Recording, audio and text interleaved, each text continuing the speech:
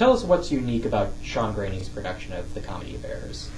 Well, Sean Graney is a wildly unique director, and the idea of him approaching a Shakespeare text creates all kinds of possibilities. But most especially, last season, you all remember, we asked Sean to do the fabulous two-person farce, The Mystery of Irma Vep, in which two actors played 6 parts with wild costume changes, and it was one of the big hits of last year. That then made us think, well, what's next for Sean? Where might we take his work next? Because that is what we do here at Court Theatre all the time. We always want to go to the next place that seems absolutely impossible and just on the edge of improbable. So when Sean came to us and said, hey, I want to do Comedy of Errors, we were like, well, great, you know, what kind of cast? He said, well, I can do it with 6. We said, Comedy of Errors? 6 actors? Fabulous. Let's do it. I'm excited to direct Comedy of Errors here because I think it is Shakespeare's funniest play. I think it is simple and elegant in its execution, and I think that bringing this classic play to Court's audiences, I think will be it would be just so fun for me to work on this play, and hopefully I can give that fun to the audience.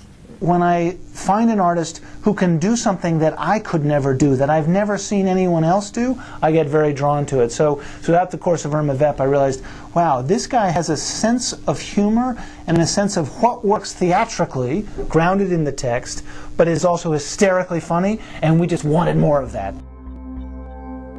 There is not a director I can think of who will let you do more, who will collaborate with you in exactly the same way that he will, where he really lets you dictate with him what the world is like. A lot of directors, it's, you know, just because of design and everything, you come in, you have an idea what the world is, and then you sort of try and fit everyone into it.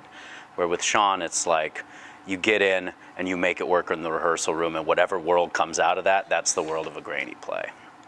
So we're creating a slightly darker world than Comedy of Errors is normally shown within. When you walk in, the set will be like a sort of a street or an alley, a broken, deteriorated, dirty street alley with a sort of very classical building that's inspired by the library, the actual library of Ephesus. Oh, and then the costumes are they're mostly contemporary. It's like a mixture between probably 80% contemporary and probably about 20% in certain elements drawn from the Napoleonic era.